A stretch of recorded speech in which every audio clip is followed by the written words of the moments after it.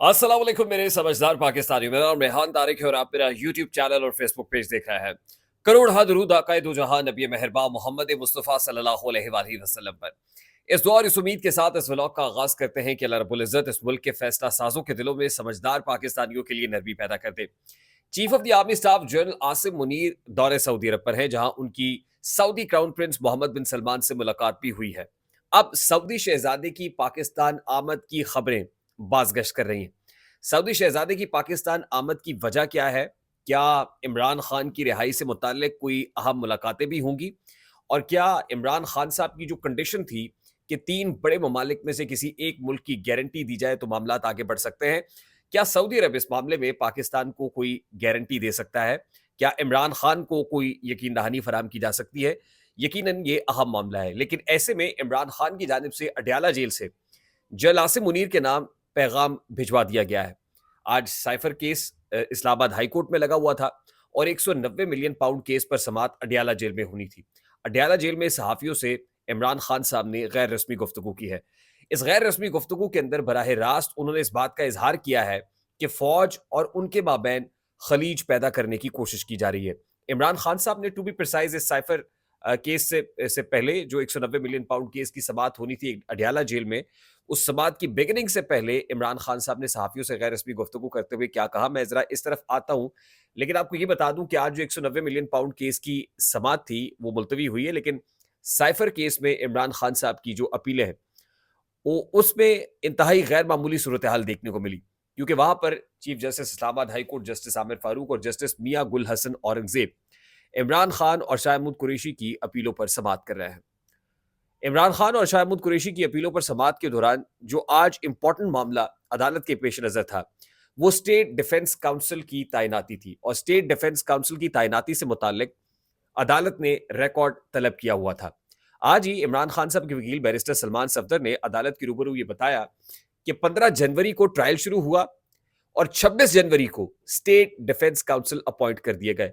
सिर्फ 11 रोज के अंदर अंदर जो सरकारी वकील दिफा है वो अपॉइंट किए गए, जिस पर जस्टिस मियां गुल हसन औरंगजेब ने सर पकड़ लिए कि बहस 11 रोज में इतनी उजलत क्या थी कि ट्रायल को शुरू हुए 11 रोज बीते थे और स्टेट डिफेंस काउंसिल अपॉइंट कर दिए गए। ऐसे में बैरिस्टर सलमान सफदर की जानिब से एक इंतहाई अहम नुक्ता उठाया गया कि जिन साहब को, जिनका नाम अब्दुल रहमान है, जिनको बतौर स्टेट डिफेंस काउंसिल अपॉइंट किया गया था, वो तो इस अदालत में जो जेल ट्रायल था, जेल ट्रायल के दौरान भी पेश होते रहे। ये इंतहाई अहम नुक्ता था और इस नुक्ते के ऊपर जजेस साहिबान ने वो रिकॉर्ड तलब किया है कि जिसमें एंट्री और एग्जिट, यानी वकला की जो एंट्री और एग्जिट होती है, क्योंकि ये जेल ट्रायल था तो जेल में एंट्री एग्जिट की डिटेल्स तो मौजूद होंगी, तो एंट्री एग्जिट की डिटेल्स 23 अक्टूबर से 30 जनवरी तक मांगी गई है कि अदालत को ये बताया जाए कि अब्दुल रहमान साहब जेल में थे या नहीं थे। ऐसे में जो हुकूमती वकला टीम है, उसकी जानिब से ये कहा गया कि जी जो तौहीन अदालत केस है, इलेक्शन कमीशन, तौहीन इलेक्शन कमीशन का केस है, उसमें अब्दुल रहमान ज़रूर पेश हुए, लेकिन इस पर्टिकुलर केस में पेश नहीं हुए, जिस पर बैरिस्टर सलमान सफदर की जानिब से काउंटर आर्गुमेंट दिया गया कि हम कह रहे हैं हमारी बात में भी तो कोई वजन होगा। अब रिकॉर्ड तलब कर लिया गया है, इस रिकॉर्ड की वसातत से भी तय किया जाएगा कि जो स्टेट डिफेंस काउंसिल लगाए गए थे, क्या ये वाकई बदनीयती पर मबनी थे?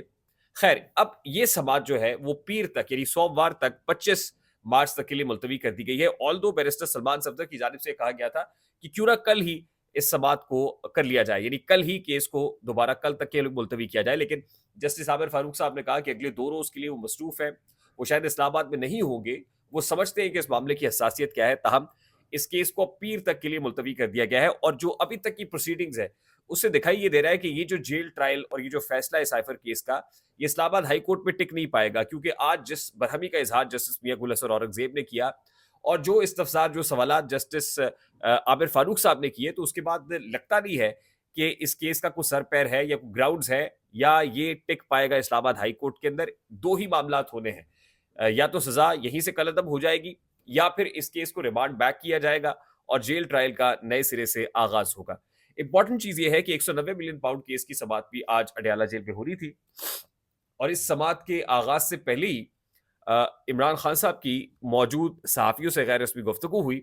उसके अंदर इमरान खान साहब ने कहा कि पाकिस्तान तहरीक इंसाफ के मुख्तलिफ मुकदमात में जो कारकुनान है और रहनुमा है, उनको गिरफ्तार किया गया है, ये पॉलिटिकल विक्टिमाइजेशन है। वो कहते हैं कि फौज का शोबा ताल्लुकात आमा यानी आईएसपीआर मामलात को सियासी रंग दे रहा है, इस पर सख्त तनकीद करता हूं। वो कहते हैं कि सोशल मीडिया पर प्रोपेगेंडा करके उनके और फौज के दरमियान खलीज पैदा करने की कोशिश की जा रही है। इमरान खान ने कहा कि आईएसपीआर को सोशल मीडिया मुहिम में मखसूस सियासी जमात के मुलविस होने से मुतालिक नहीं कहना चाहिए था, यानी उनका इशारा पीटीआई की तरफ है कि सोशल मीडिया पर जो फौज मुखालिफ कैंपेन अगर हो रही है तो पीटीआई के साथ उसको नथी करना जस्टिफाइड नहीं है। वो कहते हैं कि मेरी तरफ से कोई इशू नहीं था, दूसरी तरफ से मेरे नाम पर कांटा लगाया गया, यानी एस्टैब्लिशमेंट ने मेरे नाम पर कांटा लगाया। 9 मई हमें गद्दार साबित करने के लिए प्लान किया गया। फिर वो कहते हैं कि जनरल सरफराज की शहादत पर बहुत दुख हुआ। जनरल सरफराज की शहादत का फौज को नाकाबिले तलाफी नुकसान हुआ, माफ कीजिएगा। वो कहते हैं जनरल सरफ आपको याद होगा ना कि वो हेलीकॉप्टर गिरा था बलूचिस्तान के इलाके में और जनरल सरफराज जो कोर कमांडर थे उनकी शहादत हुई थी और उसके ऊपर सोशल मीडिया पर एक कैंपेन हुई थी। वो कहते हैं कि हमें बहुत दुख था और इस शहादत से इस पाक फौज के बहादुर सपूत की शहादत से पाक फौज का भी खासा नुकसान हुआ। सोशल मीडिया एक समंदर है, हमारे किसी भी ऑफिशियल अकाउंट से फौज के खिलाफ कोई ट्वीट नहीं की गई। हमारे और फौज के दरमियान इख्तलाफ पैदा करने की कोशिश हो रही है। जिसने सीसीटीवी फुटेज चुराई वही 9 मई जो है वो घसीटता चला जा रहा है। साथ में वो कहते हैं कि मुझे जब गोली लगी और जनरल फैसल का नाम लिया तब तो कोई जलाओ घिराव नहीं हुआ। इमरान खान ने कहा कि 23 मार्च के जलसे में धांधली का शिकार बनने वाली तमाम जमातों को दावत देंगे, शेख रशीद को भी बुलाएंगे। यानी 23 मार्च को जो पाकिस्तान तहरीक इंसाफ इस्लामाबाद में जलसे का इरादा रखती है उसमें उन्होंने इंदिया दिया कि मौलाना फजलुर रहमान को भी बुलाएंगे और शेख रशीद को भी बुलाएंगे। फिर अफगानिस्तान मामले के ऊपर उन्होंने तबसरा किया। कहते हैं अफगानिस्तान पर पाकिस्तान के फजाई हमले से मुल्क दुश्मनों को फायदा हुआ। ईरान और अफगानिस्तान के साथ ताल्लुकात खराब हो गए हैं। अफगानिस्तान में जो भी हुकूमत है उससे अच्छे ताल्लुकात होने चाहिए। तालिबान और अमरीका के डायलॉग हमने कराए। हमारे दौर में अफगान हुकूमत ने टीटीपी का मसला हल करने की यकीन दहानी कराई थी। जनरल बाजवा से कहा था कि जनरल फैज को तब्दील ना करें, दहशतगर्दी और अफगानिस्तान का मसला हल कर सकते हैं। General Bajwa core commander conference में कहता था कि इमरान खान जनरल फैज हमीद को chief of the army staff लगाना चाहता है। जनरल फैज को आर्मी चीफ बनाने के हवाले से मेरे वहमो गुमान में भी नहीं था। जनरल फैज को हटाकर जनरल बाजवा ने जाती फायदे का सोचा, मुल्की फायदे का नहीं सोचा। वो कहते हैं पीडीएम हुकूमत ने अफगानिस्तान पर कोई तवज्जो नहीं दी। जिस जनरल ने अफगानिस्तान और अमेरिका के डायलॉग कराए, यानी उनका इशारा जनरल फैज की तरफ है, उसको शरीफों के कहने पर हटा दिया गया था। पीटीआई की को क्रश करने के लिए मुझे 1 हफ्ते में 3 सजाएं दी गई। पीटीआई को क्रश करने का प्लान फेल हो गया है। ये हुकूमत 5-6 माह से ज्यादा नहीं चलेगी। ज़हनी तौर पर 4 माह 5 माह जेल में रहने को तैयार हूं। वो कहते हैं कि उनको शायद इस बात का अंदाजा है कि मजीद 4-5 महीने हुकूमत रहेगी और 4-5 महीने ज्यादा से ज्यादा मुझे जेल में रखेंगे और मैं उसके लिए ज़हनी तौर पर तैयार हूं। कहते हैं कि हमारी इकोनॉमी का सबसे बड़ा मसला डॉलर्स है। डॉलर्स में मुल्क में लाने का तोड़ हमारे पास है और ये बैरून मुल्क पाकिस्तानियों के जरिए मुमकिन है। बैरून मुल्क मुकीम पाकिस्तानी इस वक्त सरमायाकारी करेंगे जब मुस्तहकम हुकूमत होगी। मौजूदा सूरत हाल में हमें सिर्फ बैरून मुल्क मुकीम पाकिस्तानी इससे निकाल सकते हैं। अली अमीन को सूबा चलाना है और उसे पैसे चाहिए। अली अमीन गंडापुर सूबे का शेयर लेने के लिए वजीर आजम शहबाज शरीफ के पास गया, लेकिन मैं समझता हूं कि शेयर लेने से पहले उन्हें शहबाज शरीफ के साथ तस्वीर नहीं खिंचवानी चाहिए थी। फिर वो कहते हैं कि वफाक खैबर पख्तूनख्वा को पैसे नहीं देगा। शरीफों से ज्यादा नाकाबिले एतमाद कोई नहीं है। शरीफ फंस चुके हैं। अगर ये बूट को छोड़ते हैं तो इनकी सियासत खत्म हो जाएगी। इक्तदार इंतजार कर रहा हूं कि नवाज शरीफ कब लंदन भागेगा। आरिफ अलवी से कोई नाराजगी नहीं है, उसने मामला हल कराने की पूरी कोशिश की। यानी आज इमरान खान साहब ने पूरा पर्सपेक्टिव दिया है फौज और इमरान खान को दूर करने की जो प्लानिंग हुई और फिर आज जिस प्रोपेगेंडे को पाकिस्तान तहरीक इंसाफ के साथ जोड़ा जा रहा है।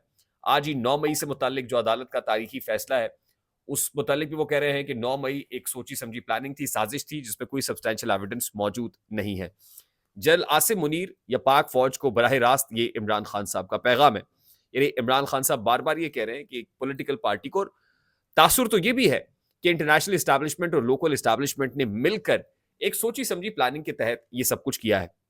जिस वक्त इमरान खान साहब ने कहा कि अगर इस्टेब्लिशमेंट अभी ये बात कर रही है कि मुल्क के मफाद की खातिर, रियासत की मफाद की खातिर मैं ये भी सहने को तैयार हूं, लेकिन 3 ममालिक में से किसी एक मुल्क की गारंटी दे दी जाए, तो उस पर भी किसी एक मुल्क ने गारंटी नहीं दी, जिससे ये तासुर मजीद गहरा होता है कि इंटरनेशनल और लोकल इस्टेब्लिशमेंट ने, इंटरनेशनल इस्टेब्लिशमेंट तो जाहिर है अपने वेस्टेड इंटरेस्ट के लिए मुल्क में ऐसे हालात क्रिएट करना चाहती है और दिखाई ये दे रहा है। क्योंकि आज ही सऊदी अरब से जो मामला तय हो रहे हैं या सऊदी अरब जो इकोनॉमिक फ्रंट पे अगर पाकिस्तान की मदद करता है, chief of the army staff वहां पर मौजूद है, एसआईएफसी को लेकर गए हैं, मुल्क की इकोनॉमी को लेकर गए हैं। मैं आपको पहले ही बता दूं कि इस सूरत हाल को जो पाकिस्तान में बनी हुई है, इसको कैपिटलाइज करने के लिए हर बड़ा मुल्क तैयार होगा, खासतौर पे सऊदी अरब, क्योंकि सऊदी अरब की तरफ से वो जमाना गया कि जब वो फंड देकर उसको ग्रांट में तब्दील कर देते थे। Now it's not a free lunch. और मोहम्मद बिन सलमान साहब he is very much clear headed कि उन्होंने क्या करना है।